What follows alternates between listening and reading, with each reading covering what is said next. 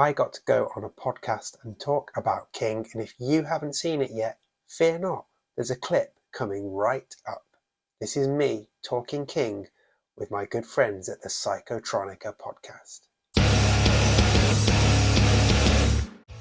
Hey everyone, I'm Dave Musson, at Dave Musson on Instagram, and this is a place where I talk King with you. Now, Hi everyone, I'm Dave Musson, at Dave Musson on Instagram, and this is a place where I talk to you about Stephen King. Now, normally I give you 19 reasons to read each of his books. You can click around the rest of my channel, see where we've got to so far, see if I've covered your favourite yet. But every so often I throw out a special, and this video is one of those.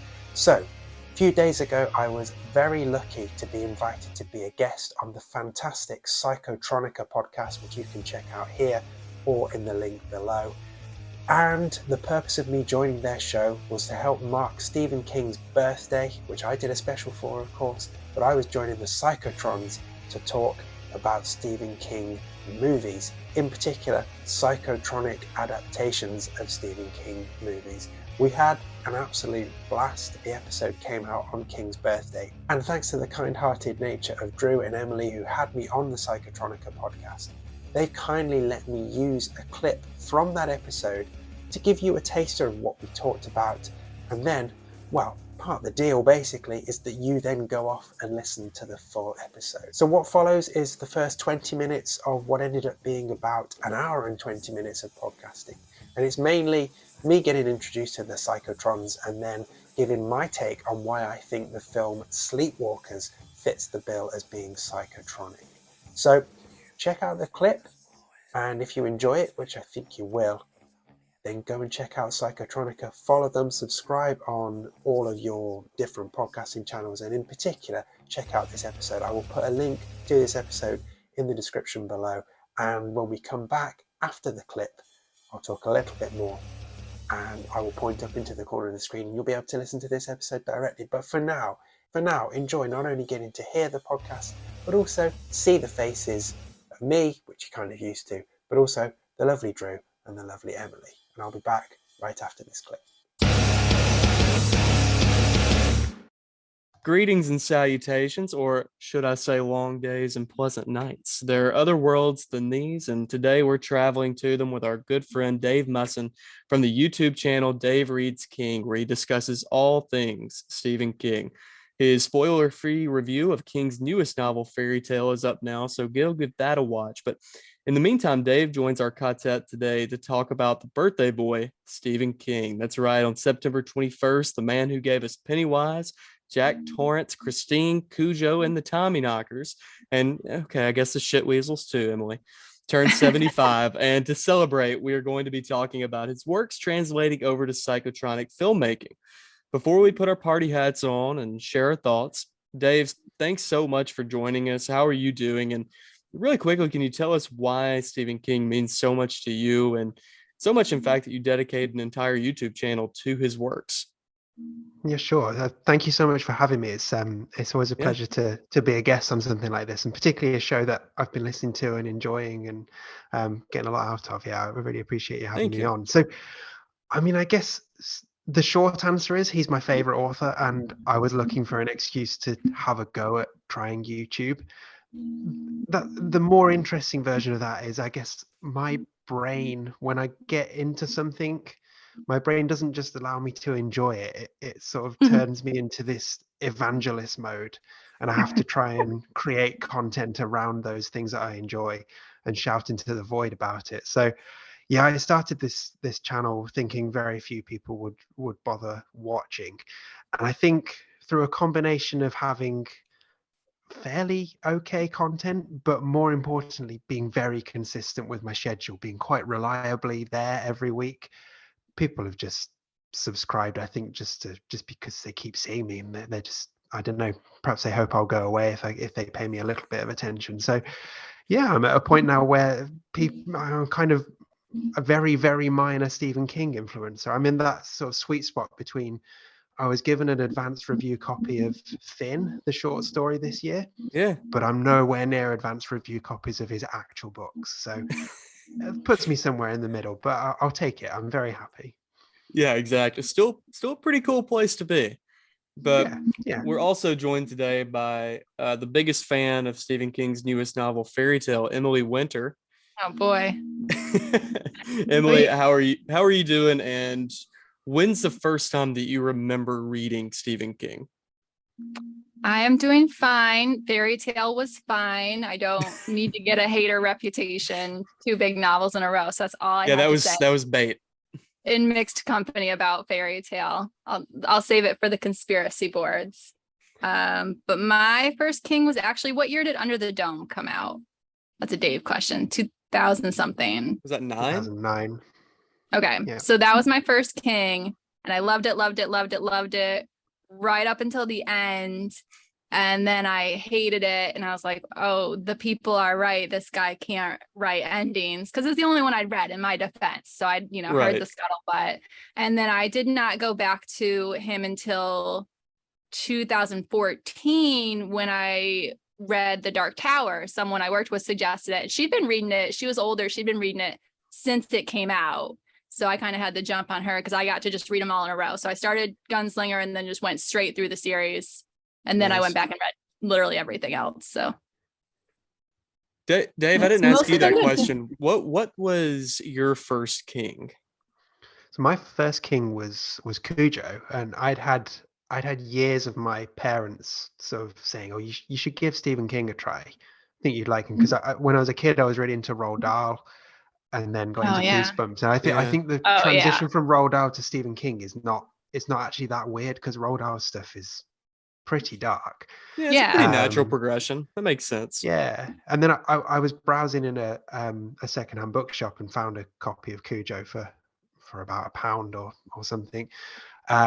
Picked that up and went through it and loved it. And then at that point, it was kind of pre the sort of the sort of bit of a buzz around King when it came out. So it was really easy to pick up his books secondhand in charity shops and thrift stores over here. So without spending very much money at all, I quickly accumulated his entire works and just started plowing through them. So that was 2010.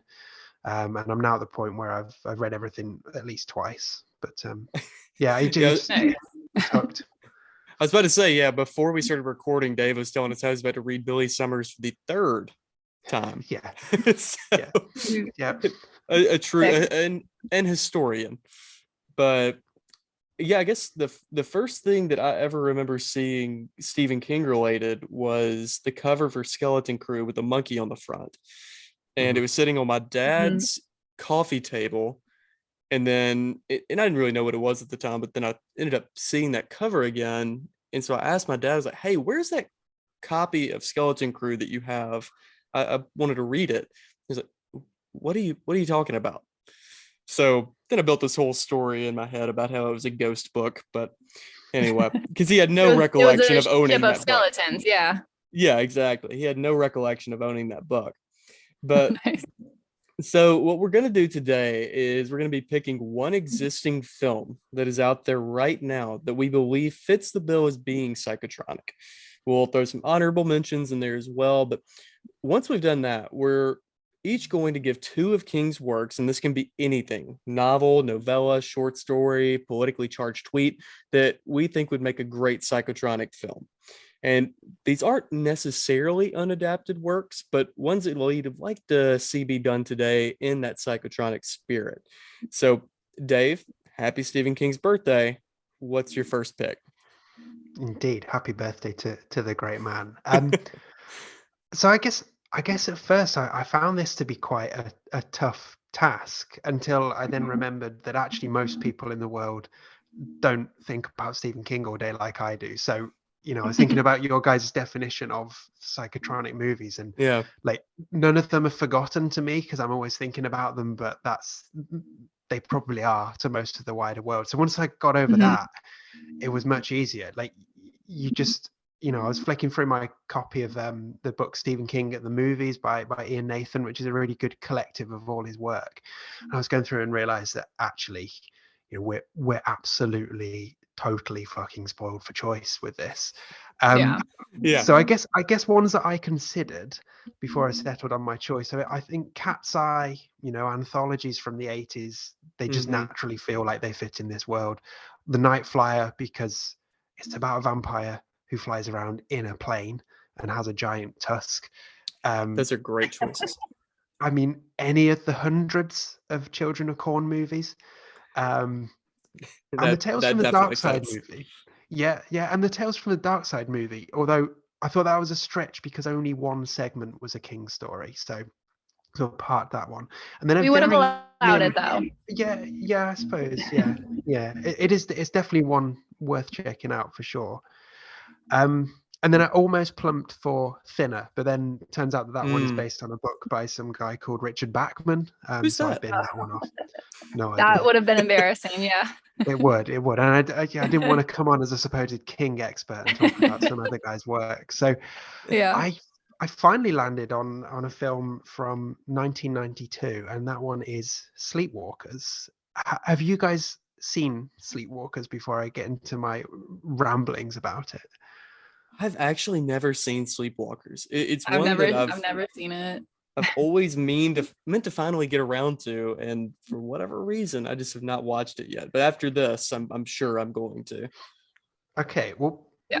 Let me tell you, Sleepwalkers is wild, and I know when we were planning this, we were talking about potentially like making our case for why it's Psychotronic. And I was thinking about, okay, how am I going to approach this for Sleepwalkers? And then I read the opening paragraph of the plot description on the movie's Wikipedia page. It was like, that's it. I'm literally reading that out because that does it. So if you will allow me, I will quote from Wikipedia. Exciting. Charles Brady and his mother/lover, Mary, are sleepwalkers, nomadic shape-shifting energy vampires who feed off the life force of virgin women.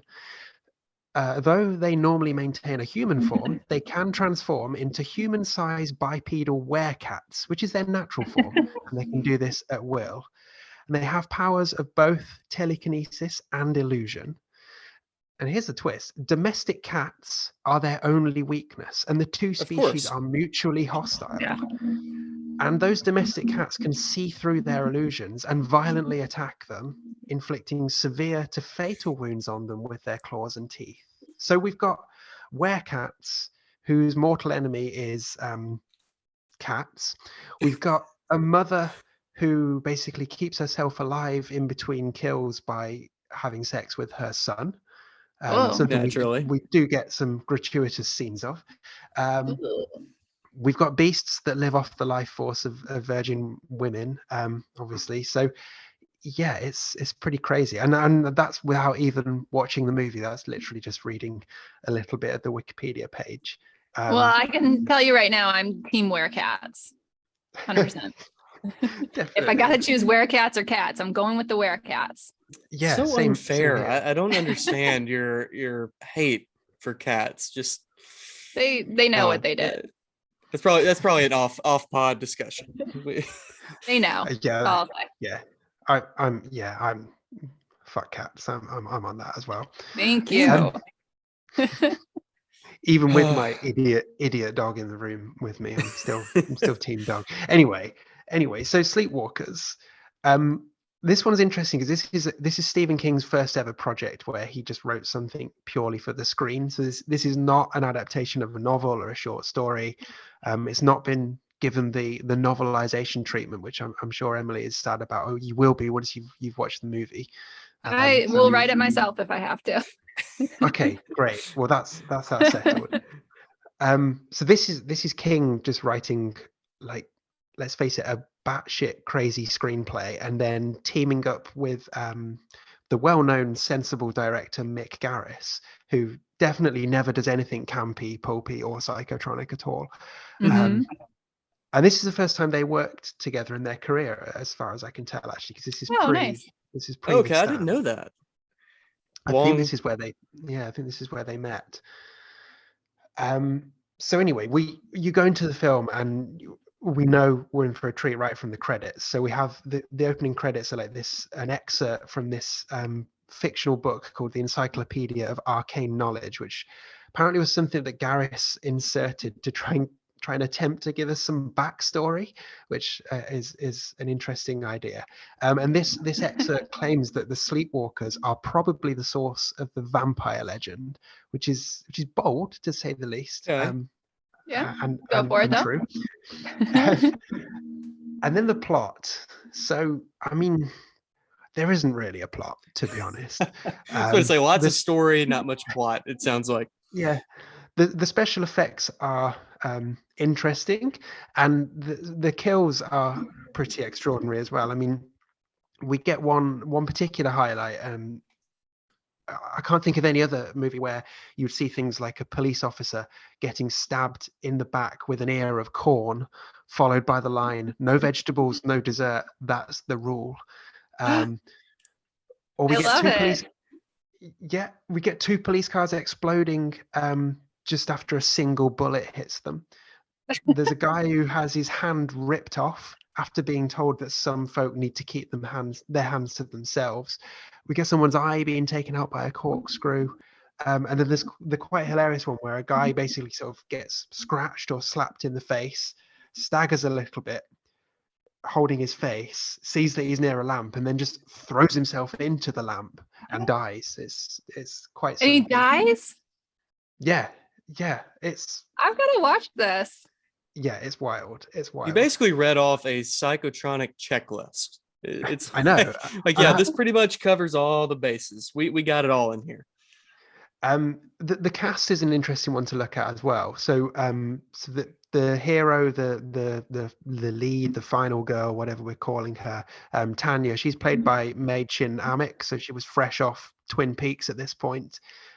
She's pretty good. And Charles Brady, who is like the lead sleepwalker, he's played by Brian Krause, and weirdly looks like someone I went to school with, although I have no idea if that guy was sleeping with his mother. Not really something you ask in polite company. Say his name. Let's see if he calls in. It's a tough thing to bring up. Yeah, I'll maybe hold fire on putting him out there publicly. Yeah. But I think it's the extended cast list where it gets fun. So we've got Ron Perlman is one of the police officers, which is like years before he did something similar in Desperation, which is probably also pretty psychotronic, that miniseries. For sure. We have Glenn Shaddix, who is the English teacher, Mr. Fallows, who is like your classic campy horror character. We've got Mark Hamill doing an uncredited appearance at the start with a quite exceptional moustache. But the real highlight is a little bit in the middle where we have Stephen King playing a cemetery keeper. And then we've got a bunch of like police technicians who are made up of Toby Hooper, Clive Barker, Joe Dante, and John Landis. And all of them are terrible at acting. And it is brilliant. It's one of the best scenes in the film. Stephen King just going around repeating the same line to every character, and basically all of them telling him to go away. So yeah, I was looking into the reviews of this, and Variety called it an idiotic horror potboiler. And I can say that having watched it again to prepare for this chat, that is entirely accurate and at the same time wildly untrue. I think I found like the acting is over the top. Yeah. The script is pretty bad. Yeah. And the second half in particular is just completely goes off the rails, but you're never bored. And this movie also has one of the most iconic what the fucks I have ever heard delivered. So yeah, I think that's my case. And the soundtrack is by Nicholas Pike as well, which seems like a strange mix because he's always seemed like quite a sensible man up until this. But yeah, I had a lovely time watching it first time, a lovely time watching it again. And there we go. That's my case for Sleepwalkers.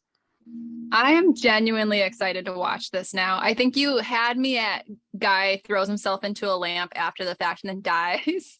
I just love moments like that where they're like, we'll just cheat a little bit. No one will notice. Does it make any sense? It doesn't matter. It doesn't matter. Just do it.